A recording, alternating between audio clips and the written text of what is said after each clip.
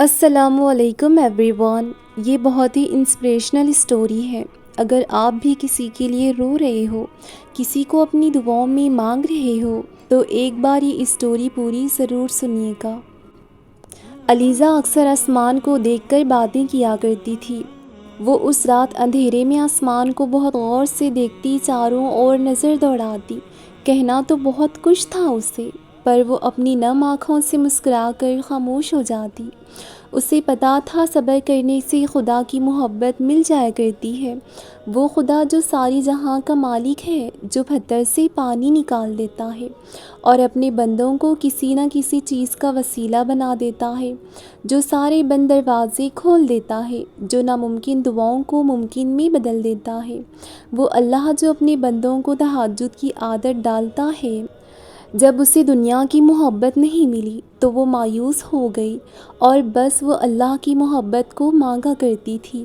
پتہ تھا اسے پاک محبت تو بس خدا کی ہے، وہ پاک محبت جو کسی نامحرم کی محبت خود خدا سے مانگا کرتی تھی۔ تنہا راتوں میں جب بھی جاگا کرتی تھی، آنسوؤں سے خدا کو ہی یاد کیا کرتی تھی۔ اب کی بار وہ جاگنے لگی صرف خدا کے لیے، جو اب تہجد میں خدا سے ملاقات کر لیا کرتی تھی۔ وہ تہجد جہاں خدا مل جایا کرتا ہے، اس لگن سے سجدہ کرتی تو خدا کا شکر ادا کر کے سجدے سے نہ اٹھ پائی۔ وہ ایک کن کہہ کر سب یادیں بھلا دیتا ہے، وہ انسان کا ہر سوال کا جواب ضرور دیتا ہے۔ اسی لیے ہر تہجد کی دعا میں اللہ سے باتیں کیا کرتی، سوال پوچھا کرتی، وہ راستے جو اب تک بند ہیں کسی رکاوٹ کی وجہ سے، ان باتوں کا ذکر اب وہ خدا کے سامنے کیا کرتی۔ پتہ چلنے لگا اب اسے کہ معجزے کیسے ہوتے ہیں۔ اکثر اب ان چیزوں میں بھی اس کو معجزے نظر آنے لگے تھے جو اس کے لیے ایک بری آزمائش بن کر گزارا کرتی تھی۔ اب کے وہ سارے آنسو، صبر کے گھونٹ، توکل، خدا سے باتیں، وہ سب کچھ اب خدا کے لیے کیا کرتی۔ کہتی کہ توکل کرنے سے تو خدا مل جایا کرتا ہے۔ یہ بات وہ اپنی ہر آزمائش سے لڑ کر بتایا کرتی۔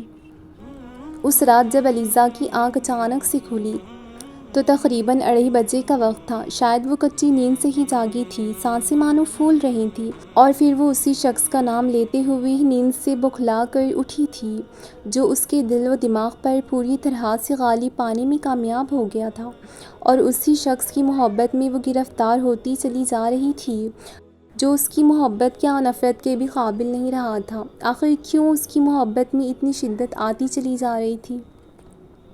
آخر کیوں دن بدن وہ شخص علیزہ کے دل و دماغ پر حاوی ہوتا چلا جا رہا تھا؟ کیا یہ اس کے کسی گناہ کی سزا تھی یا آزمائش کا وقت؟ وہ نہیں جانتی تھی، وہ بالکل بھی نہیں جانتی تھی کہ آخر کیوں اس کی محبت میں اتنی شدت آتی چلی جا رہی ہے، اور وہ بھی ایک نامحرم کی محبت میں جسے وہ پوری طرح سے جانتی تک نہ تھی۔ وہ نہیں جانتی تھی کہ یہ سب کیا ہو رہا ہے، بس اللہ سے رو رو کر دعائیں مانگتی، یا اللہ میں جانتی ہوں نامحرم سے محبت کیا اس کی طرف دیکھنا بھی کبیرہ گناہ ہے، کبیرہ گناہوں میں سے گناہ ہے۔ پھر کیوں میرے ساتھ یہ سب ہو رہا ہے کہ میں اس کی محبت میں اتنی اندھی ہوتی چلی جا رہی ہوں؟ کیوں آپ نے میرے دل میں ایک لاحاصل خواہش کی محبت ڈالی ہے؟ آخر یہ میری کس گناہ کی سزا ہے جس کا خامزہ مجھے اتنی تکلیف اور اذیت اٹھا کر بھگتنا پڑ رہا ہے؟ اے میرے اللہ، میں کیا کروں کہ میری تکلیف کچھ کم ہو سکے؟ تھک گئی ہوں میں بہت، اور اپنے درد سے بھاری وجود کو اٹھاتی آج وہ خود اس بوجھ سے آزاد کر دینا چاہتی تھی۔ رات کا آخری پہر تھا، جب سب سو چکے تھے۔ تھک گئی تھی وہ مضبوط ہونے کا دکھاوا کرتے، آخر کس کے سامنے وہ اپنی کمزوری دکھاتی، کس کو سناتی ان آنسوؤں کی پکار جو اس کی روح میں کہیں اتر گئے تھے۔ آج وہ بالکل تنہا تھی، مگر کوئی تھا جو آج بھی اس کے پاس موجود تھا، اس کے بکھرے وجود کو تھامنے کے لیے۔ کوئی تھا جس کی محبت دنیا کی ہر محبت زوال کے بعد لازوال تھی۔ وہ اس کا رب ہی تو تھا جو اس سے بے انتہا محبت کرتا تھا کہ بھلے اس کی بندی اسے بھول گئی تھی، مگر وہ اسے آج بھی نہیں بھولتا تھا اور نہ ہی اسے تنہا چھوڑا تھا، اور آج پھر اسے بلا رہا تھا اپنی طرف۔ وہ اٹھی اور وضو کر کے جا نماز پر بیٹھ گئی۔ آج اسے اپنے رب سے گفتگو کرنی تھی، اسے سب کچھ بتانا تھا، اور انکہی داستان جو صرف اس کا رب ہی جانتا تھا، مگر پھر بھی اسے بتانے میں ایک سکون محسوس ہو رہا تھا۔ یا اللہ میں تھک گئی ہوں، یا اللہ میں بہت تھک گئی ہوں، مجھے اب اور دور نہیں جانا آپ سے۔ یا اللہ مجھے اپنی محبت عطا کر کے دنیا کی ہر محبت سے بھی نیاز کر دے۔ یا اللہ مجھے دنیاوی محبت کی محتاجی سے بچا لے۔ یا اللہ مجھے اپنی محبت کا محتاج کر دے کہ میں کبھی تجھ سے دور نہ جاؤں۔ یا اللہ دنیا کے ان کچے رنگوں سے آزاد کر کے تو مجھے اپنا رنگ عطا کر دے۔ یا اللہ کسی رشتے کی محبت کو مجھ پر اتنا حاوی مت ہونے دینا کہ میں اس کے بوجھ تلے دب جاؤں۔ یا اللہ مجھے لوگوں کے لیے بوجھ مت بننے دینا، مجھے ان لوگوں کے لیے بوجھ بننے سے پہلے ان سے دور کر دینا۔ دنیا کی طرف بڑھتے قدم جو مجھے تجھ سے دور کر دیں، تو میرے ہر اس قدم کو روک دینا۔ دنیا کے پیچھے بھاگتے بھاگتے کہیں اپنی ذات کو نہ کھو دوں، تو مجھے اپنی راہوں کی جستجو عطا کر دینا۔ یا اللہ دنیاوی محبت میں سکون کے بجائے تیری محبت کا سکون میرے لیے کافی ہو جائے۔ یا اللہ دنیا کو اپنی تکلیف سناتے کہیں میں اپنی ذات کو ہلکا نہ کر دوں۔ یا اللہ مجھے ہر شے سے بے نیاز کر کے بس تو ہی میرے لیے کافی ہو جا۔ اسے یوں محسوس ہو رہا تھا کہ جیسے ان خاموش آنسوؤں کی پکار کو سن لیا گیا ہو، اس کی بکھری ذات کو کسی نے سمیٹ لیا ہو۔ ہاں اب اسے کسی دنیاوی سہارے کی ضرورت نہیں تھی، اس کا رب اسے کافی ہو چکا تھا۔ اور پھر آخر اس کا رب اسے کیوں کافی نہ ہوتا، جبکہ اس کا رب اس سے کہتا ہے کیا اللہ اپنے بندوں کے لیے کافی نہیں؟ ایسے ہی وہ دعائیں کیا کرتی تھی ڈھلتی رات کا پچھلا پہر وقت تہجد۔ اسی وقت وہ اپنے پاک پروردگار کی بارگاہ میں ہزار سوال اور بے قابو ہوتے آنسوؤں کا نذرانہ لے کر حاضر ہوتی، آنسو بہاتی اللہ کے سامنے بچوں کی طرح، پھوٹ پھوٹ کر روتی، سسکتی، ہچکیاں لیتی، مکمل طور پر کانچ کی مانند بکھری پڑی تھی۔ بے شک وہ اللہ ہی تو ہے جس کے سامنے علیزہ اپنا حال دل آج یوں کھول بیٹھی تھی۔ کیا یہی فرق تھا انسان اور اللہ کی محبت میں؟ 70 ماؤں سے بھی زیادہ محبت کے احساس نے علیزہ کو ہلکی سی جلتی لوح میں آج جھنجھوڑا تھا۔ ڈھلتی رات کے آخری پہر کے جیسے جیسے وہ اپنا غم بہائے چلی جا رہی تھی، کوئی اس کا تماشا اور دل آزاری کرنے کے بجائے اسے سکون بخشتا چلا جا رہا تھا۔ پیاری گڑیا، یہ جو نامحرم کی محبت ہے نا، بے شک یہ دلوں میں اللہ ہی ڈالتا ہے۔ شاید یہ ہماری کسی گناہ کی سزا ہوتی ہے، یا ہمیں کچھ سکھانے کی غرض سے ڈالی جاتی ہے، یا شاید وہ ہمیں انسان اور اپنی محبت میں فرق سمجھاتا ہے۔ یہ تو رب ہی بہتر جاننے والا ہے۔ لیکن جیسے جیسے ہم انسانوں کی محبت کے پیچھے بھاگتے چلے جاتے ہیں نا، تو رب کائنات کی ہر حکم کو توڑتے ہوئے پھر یہ محبت ہمیں ہی توڑتے ہوئے ذلیل و رسوا کر کے رکھ دیتی ہے۔ شاید ہماری محبت پاکیزہ ہی ہوتی ہے، شاید ہمارا کوئی قصور بھی نہیں ہوتا، مگر نامحرم تو پھر بھی نامحرم ہی رہتا ہے۔ علیزہ کہتی ہیں میں نے کبھی سوچا ہی نہیں تھا کہ صبر کا صلہ اتنا خوبصورت بھی ہوگا کہ بدلے میں صلہ دینے والا ہی مل جائے۔ مجھے تو کبھی ایسا گمان نہیں ہوا تھا کہ سب کچھ کھو کر بھی مجھے سب کچھ مل جانا ہے۔ عجیب پہیلی ہے زندگی، کبھی جیت کر انسان ہار جاتا ہے اور کبھی ہار کر جیت جاتا ہے۔ مجھے لگتا تھا کہ جیت جانے کا مطلب اپنی من پسند چیزیں حاصل کر لینا ہے، مگر اب مجھے سمجھ آئی کہ اپنی من پسند چیز ہار کر اللہ کو پا لینا ہی اصل جیت ہے۔ تبھی تو ہر جیت پرسکون نہیں ہوتی اور ہر بار بے سکونی نہیں ہوتی۔ یہ بات سمجھنے میں بہت دیر لگی مجھے کہ اللہ کی محبت کے سوا ہر محبت آزمائش ہے، اس کی محبت کے سوا ہر محبت بس خود غرض ہے۔ یہاں تو سودا بازی چلتی ہے، یہاں تو جذبات منہ مانگی قیمت پر بکتے ہیں۔ جس نے زیادہ بولی لگائی محبت اس کی ہوئی، اور مجھ جیسے کچھ جنہیں دنیا کے رنگ میں ڈھلنا ہی نہیں آتا، ان کا کاسہ خالی ہی رہتا ہے۔ اور بتا ہے اللہ کاسہ کب خالی کر دیتا ہے؟ جب وہ چاہتا ہے کہ تمہیں اسے بھرنے کی لگن اس کی جانب کھینچ کر لائے۔ اور جب میں یہ سوچتی ہوں تو میرا دل مجھ سے راضی بھی ہو جاتا ہے، کیونکہ بھری ہوئی غافل جھولی سے اللہ کو یاد کرتی ہوں خالی کاسہ بہت بہتر لگتا ہے۔ اور جو اس کو یاد کرتا ہے اس کو دنیا یاد رکھتی ہے۔ سو آج جس مقام پر ہوں وہاں بس میرا اللہ ہے، اور اس سے بڑی فتح اور کیا ہوگی کہ سب کو ہار کر میں نے اللہ کو جیت لیا۔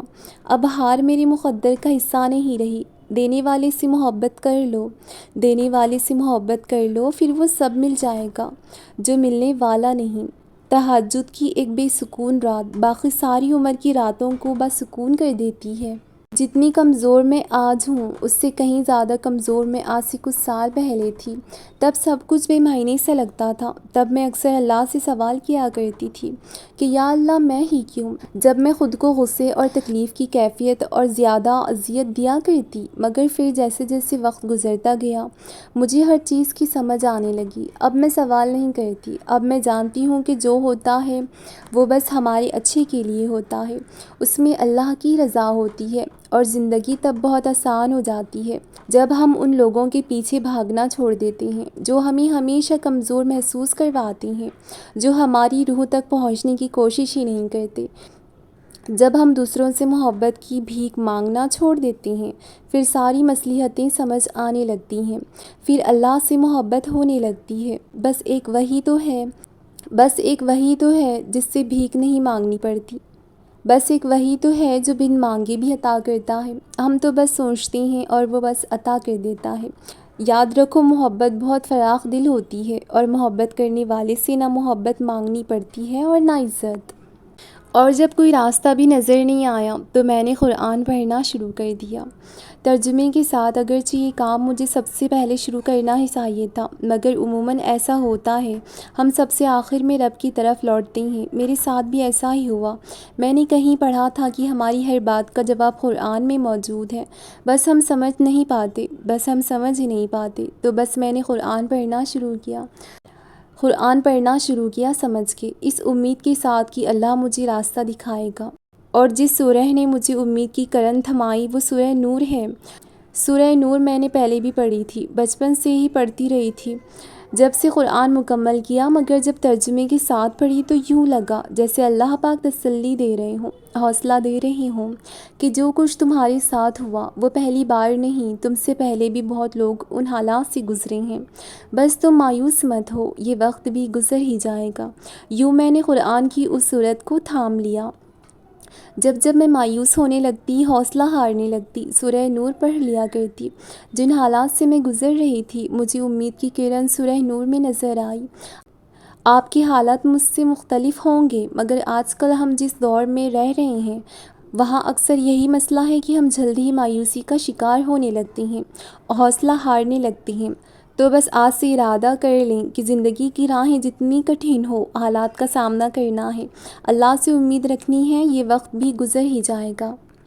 جب ہم اللہ سے دور چلے جاتے ہیں تب وہ ہمیں اذیت یا دکھ نہیں دیتا، بس ہمیں خالی کر دیتا ہے، خود سے خالی۔ پھر ہر نظر آنے والا منظر اور ہر سنائی دینے والی آواز تکلیف دینے لگتی ہے، اور زندگی کی مسافتیں اتنا تھکا دیتی ہیں، تھکن سے روح ریزہ ریزہ ہو کر بکھر جاتی ہیں، بس ہم ٹھہر جاتے ہیں، اور وہ ایسا ٹھہراؤ ہوتا ہے جب ہم وجوہات تلاش ہی نہیں کرتے، اللہ کے فیصلوں پر چپ چاپ سر جھکا لیتے ہیں، پھر ہم کسی کے بھی لوٹ آنے کا انتظار نہیں کرتے، بس اللہ کے ہمیں تھام لینے کے منتظر ہوتے ہیں۔ پھر صبح کے اجالے نہیں اور رات کی تاریکیوں میں بس ہم سکون تلاش کرتے ہیں، اور جب یہ ٹوٹا ہوا دل اللہ سے جا لگتا ہے نا تو وقت تہجد آنکھ نہیں کھلا کرتی، پھر تو بس اللہ سے ملاقات کی تڑپ رہتی ہے، ایسی تڑپ جس میں لگن اور بے چینی نہیں ہوتی۔